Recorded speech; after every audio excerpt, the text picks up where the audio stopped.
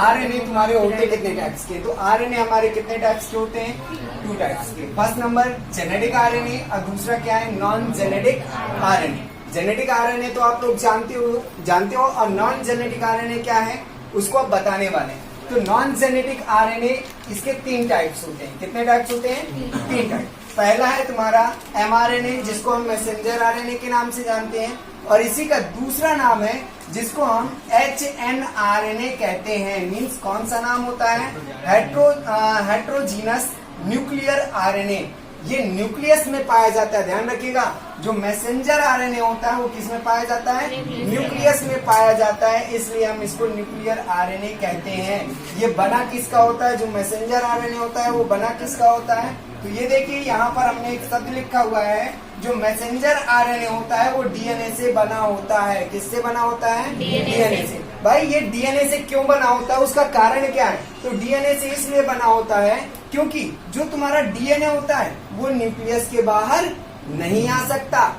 ध्यान रखिएगा, डीएनए कभी भी न्यूक्लियस के बाहर नहीं आता। इसलिए क्या होता है कि जो डीएनए होता है वो अपने कोडॉन्स को, अपने मैसेज को कोड के रूप में किसके द्वारा भेजते हैं? mRNA के द्वारा न्यूक्लियस से बाहर निकालते हैं। किसके द्वारा? mRNA के द्वारा न्यूक्लियस से बाहर निकालते हैं। इसके बाद इसको हम क्या कहते हैं? Single strand non loop and folds mRNA कहते हैं। अर्थात ये जो हमारा आरएनए होता है वो सिंगल स्ट्रैंड होता है, उसमें ना तो फोल्डिंग पाई जाती है, ना तो फोल्डिंग होते हैं, ना ही किसी प्रकार की लूप्स होती हैं। ये आड़ी टेढ़ी भी नहीं होती और ना ही इनमें लूप्स होते हैं। ये कैसा होता है? तो मैसेंजर आरएनए, ध्यान रखिएगा, मैसेंजर आरएनए सीधा होता है, स्ट्रेट होता है, सिंगल स्ट्रैंड होता है। और जो मैसेंजर आरएनए होता है वो कैसा होता है? बिल्कुल सीधा होता है। ठीक है। इसके बाद बात कर रहा है कि भाई मैसेंजर आरएनए कैसा होता है? नॉन लूप्स होता है, नॉन फोल्डेड होता है। इसके बाद अगर हम बात करते हैं आरआरएनए की, तो आरआरएनए देखिए ये भी हमारा कैसा होता है? Single strand. मींस जितने भी आरएनए होते हैं, चाहे वो एमआरएनए हो, आरआरएनए हो या टीआरएनए हो, कोई भी आरएनए हो, लेकिन सारे के सारे कैसे होंगे? सिंगल स्ट्रैंड ही होंगे। कैसे होंगे? Single strand. इसके बाद जो आरएनए होता है वो कैसा होता है? तो सिंगल स्ट्रैंड तो होता है जैसे एमआरएनए होता है, लेकिन इसमें क्या होता है? तो देखिए इसमें लिखा है विद, साथ में होता है। क्या साथ में होता है? तो इसमें लूप भी पाए जाते हैं और इसमें फोल्ड्स भी होते हैं। इसका फिगर यहाँ बना हुआ है, इसमें लूप भी है और इसमें फोल्ड्स भी पाए जा रहे हैं, इसलिए इसको हम क्या कहते हैं? आरआरएनए कहते हैं। अगर हम बात करते हैं टीआरएनए की, तो दूसरी चीज, जैसे इसका दूसरा नाम है मैसेंजर आरएनए का दूसरा नाम है हेट्रोजीनस आरएनए इसका नाम है, या इसको हम HNRNA के नाम से भी जानते हैं। तो भाई आरआरएनए को भी हम किसी नाम से जानते होंगे, है ना? तो आरआरएनए को केवल हम एक ही नाम से जानते हैं, वो क्या है? RRNA, और इसका कोई भी दूसरा नाम नहीं है। अगर हम टीआरएनए की बात करते हैं जिसका नाम है ट्रांसफर आरएनए, ट्रांसफर आरएनए का सेकंड नाम क्या है? तो उसका सेकंड नाम है क्या है? सेकंड नेम क्या है? SNRNA, अर्थात स्मॉल न्यूक्लियर आरएनए। मींस ये। तो अब चालू करते हैं, कहां तक पहुंच गए थे? टीआरएनए। टीआरएनए को हम क्या कहते हैं? स्मॉल न्यूक्लियर आरएनए के नाम से जानते हैं, और इसको और किसके नाम से जानते हैं? तो सोलुबल आरएनए के नाम से भी जानते हैं। अब हम अगर बात करते हैं कि भाई चलिए ठीक है, हमने मान लिया कि जो एमआरएनए होता है वो कैसा होता है? स्ट्रेट होता है, उसमें लूप नहीं होता है और ना ही उसमें फोल्ड्स पाए जाते हैं। ठीक है। इसके बाद हमें ये भी पता चल गया जो आरआरएनए होता है उसमें लूप होते हैं और उसमें फोल्ड्स भी पाए जाते हैं। इसके बाद इसमें अगर हम देखें तो इसमें सिंगल स्ट्रैंड होता है, जैसे हमने बताया हुआ है कि जितने भी आरएनए होंगे सारे के सारे आरएनए कैसे होंगे? सिंगल स्ट्रैंड ही होंगे। इसके बाद इसमें आर्म्स पाई जाती हैं, ध्यान रखिएगा। आर्म्स जानते हैं ना? भुजाएं। इनमें भुजाएं होती हैं। क्या होती हैं? भुजाएं होती हैं। ठीक है। और इनमें क्या पाया जाता है? इनमें लूप्स होते हैं। ठीक है। इसके बाद अगर हम बात करते हैं मॉलिक्यूलर वेट की, कि इनका मॉलिक्यूलर वेट कितना होता है, तो ये सबसे बड़ा होता है, जो मैसेंजर आरएनए होता है वो सबसे बड़ा होता है, इसका जो मॉलिक्यूलर वेट भी होता है वो भी क्या होता है, सबसे बड़ा होता है। और उसका मॉलिक्यूलर वेट कितना होता है, 5 लाख कितना होता है, डाल्टाइन होता है। ध्यान रखिएगा 5 लाख डाल्टाइन होता है।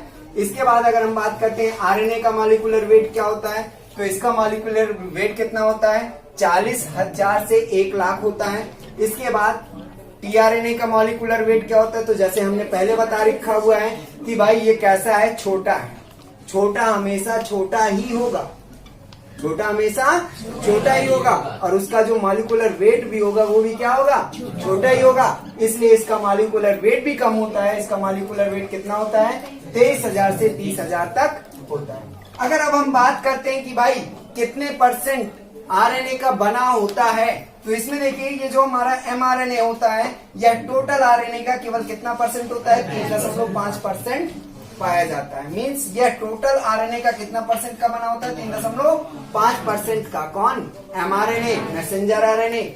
इसके बाद अगर हम बात करते हैं आरआरएनए की, तो आरआरएनए में कितना परसेंट होता है, 80% पाया जाता है। अगर हम बात करें एसआरएनए की या टीआरएनए की बात करते हैं, तो इसमें 10 से 20% हमारा आरएनए पाया जाता है। अब ध्यान रखिएगा ये जो एमआरएनए होता है वो किसका बना होता है, एमआरएनए डीआरएनए से बना होता है। क्यों, क्योंकि डीएनए न्यूक्लियस से बाहर नहीं आ सकता, इसलिए ये अपने कोडॉन को, अपने मैसेज को एमआरएनए के माध्यम से हमारे न्यूक्लियस के बाहर पहुंचाता है। बात समझ में आ गई। इसके बाद अगर हम बात करते हैं,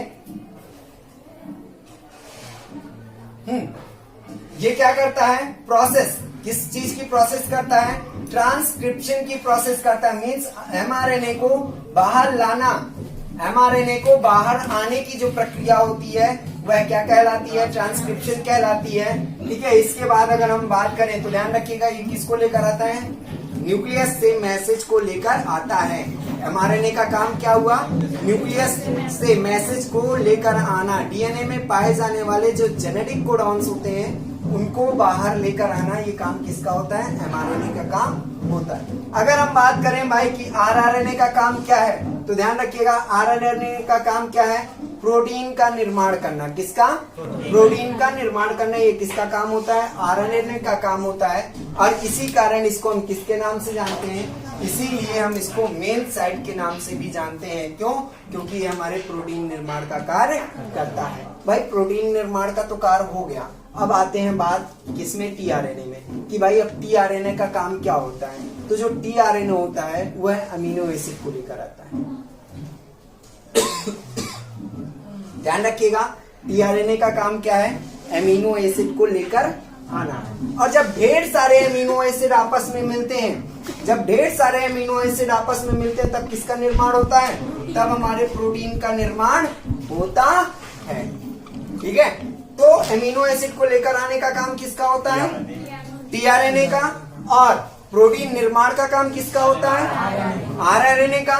इसके बाद मैसेज को डीएनए से लेकर आने का काम किसका होता है, एमआरएनए का। अगर हम बात करें कि भाई डीएनए क्यों नहीं लेकर आता, क्योंकि वह न्यूक्लियस के बाहर नहीं आ सकता, इसलिए वो अपने कोडॉन्स के, अपने मैसेज को किसके माध्यम से भेजता है, मैसेंजर के माध्यम से, मींस एमआरएनए के माध्यम से। तो तीनों चीज समझ में आ गई कि मैसेंजर आरएनए का काम मैसेज को लेकर आना होता है डीएनए से, आरएनए का काम प्रोटीन का निर्माण करना होता है, टीआरएनए का काम अमीनो एसिड को लेकर आना होता है। ठीक है। इसके बाद अगर हम बात करें तो जो हमारा टीआरएनए होता है, टीआरएनए के 2 मोल्स पाए जाते हैं, 2 मॉलिक्यूल्स होते हैं, 2 मोल्स होते हैं, 2 मॉडल पाए जाते हैं। वो कौन कौन से मॉडल हैं, तो पहला है क्वाड्रेट लीफ और दूसरा है तुम्हारा कौन सा, हेयरपिन। मींस क्वाड्रेट लीफ क्या है, तो क्वाड्रेट लीफ मींस ये लीफ पत्ती के जैसी संरचना होगी, जिसको हम किसके नाम से जानते हैं, क्वाड्रेट लीफ के नाम से जानते हैं। और हेयर पिन लूप क्या है, तो ये जैसे आप लोग बालों में पिन लगाते हो ना, है ना, हेयर पिन, इसी तरह की हेयर के पिन के जैसी संरचना पाई जाती है, जिसके कारण इसको हमने नाम दे दिया है किसका, हेयर पिन लूप का नाम दे दिया है। अब अगर हम बात करें कि क्वाड्रेट लीफ किसने खोजा है, तो किसने खोजा है, हॉली नामक वैज्ञानिक ने खोजा है। ध्यान रखिएगा हॉली नामक वैज्ञानिक ने इसका नाम क्वाड्रेट लीफ रखा है। और हेयर पिन जो आपके खोज करता है या साइंटिस्ट है वो कौन है? हॉगलैंड। कौन है? हॉगलैंड। इन्होंने किसका वर्णन किया है? हेयर पिन लूप का वर्णन किया है। अब अगर हम बात करें तो देखो इसमें ये है तुम्हारा मैसेंजर आरएनए। मैसेंजर आरएनए इसमें 2 पॉइंट्स पाए जाते हैं, एक होता है स्टार्टिंग पॉइंट और एक होता है एंडिंग पॉइंट। स्टार्टिंग पॉइंट जो होता है वो 5' से शुरू होता है और एंडिंग पॉइंट हमारा 3' पर खत्म हो जाता है। इसमें जो कोडॉन्स पाए जाते हैं, स्टार्टिंग कोडॉन्स होते हैं वो होते हैं AUG। ध्यान रखिएगा, हमारा जो मैसेंजर आरएनए है वो स्टार्ट होगा तो AUG से ही स्टार्ट होगा, अन्यथा ये स्टार्ट नहीं होगा। और इसके बाद हमारा ये जो एंडिंग पॉइंट है, एंडिंग पॉइंट में हमारे 3 कोडॉन्स पाए जाते हैं। इन 3 कोडॉन्स में से कोई भी कोडॉन हो सकते हैं, कोई जरूरी नहीं है कि कौन सा कोडॉन कहाँ होगा। और वो 3 कोडॉन्स हैं uracil, adenine, guanine, uracil, guanine, adenine, uracil, adenine, adenine. इन 3 कोडॉन में से कोई भी कोडॉन हो सकते हैं एंडिंग पॉइंट में, जो क्या करते हैं, जिनको हम किसके नाम से जानते हैं? स्टॉप कोडॉन्स के नाम से जानते हैं। मीन्स ये क्या करता है? चैन को रोकता है कि रुक जा भाई। क्या करता है? चैन को रोकता है कि रुक जा भाई। इसीलिए कई लोग जब आपको हाथ में रास्ता देते हैं कि भाई रोक रोक रोक रोक रोक, तो तुम लोग क्या बोलते हो? नॉनसेंस हो गया यार, अभी चढ़ जाती गाड़ी तो मर जाते। कहते हो कि नहीं? कहते हो ना। इसी तरह से इन कोडॉन्स को भी हम किसके नाम से जानते हैं? नॉनसेंस कोडॉन के नाम से जानते हैं। इसके बाद इसमें देखिए कहीं भी आपको लूप नजर नहीं आ रहा है ना, कहीं भी आपको ना तो फोल्ड्स नजर आ रहे हैं ना तो कहीं लूप नजर आ रहा है। इसीलिए जो मैसेंजर आरएनए होता है वो स्ट्रेट मैसेंजर आरएनए होता है, ना तो इसमें लूप पाया जाता है ना ही इसमें फोल्ड्स होते हैं। इसके बाद आता है आपका कौन सा? आरआरएनए, जिसमें हमने बताया था कि इसमें तुम्हारे लूप भी होते हैं और तुम्हारे फोल्ड्स भी पाए जाते हैं। तो देखिए फोल्डेड भी है और इसमें कई ढेर सारे तुम्हारे लूप है। जरूरी नहीं है कि 1 या 2 लूप हो, इसमें कई ढेर सारे लूप हो सकते हैं। तो जो आरएनए होता है वो कैसा होता है? लूप्ड आरएनए होता है और उसमें फोल्ड्स भी पाए जाते हैं।